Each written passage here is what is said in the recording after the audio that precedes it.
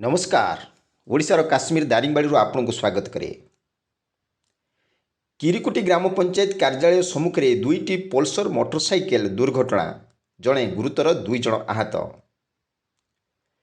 दारिंगबाड़ी थाना अंतर्गत किरिकुटी ग्राम पंचायत कार्यालय सम्मुख रास्ता तथा 59 नंबर जातीय राजपथ में परस्पर को दुईटी मोटरसाइकेल ओवरटेक करने को जाई दुर्घटना घटी।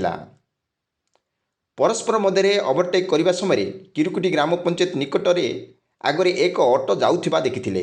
से ऑटोटी हठात ग्राम पंचायत कार्यालय भितर को डाहाण को बुली जिबा फल दुईटी पल्सर गाड़ी ऑटो को बाजी रास्ता उपरे दुर्घटना घटिथिला।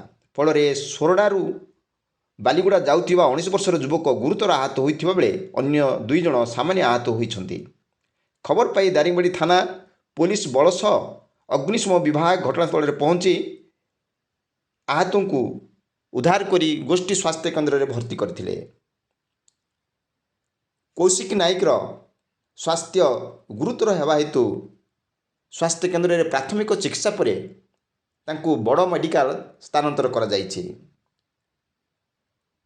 किरिकुटी ग्रामवासी यही दुर्घटना आहतों को सहयोग करी पुलिस को सूचना देइथिले।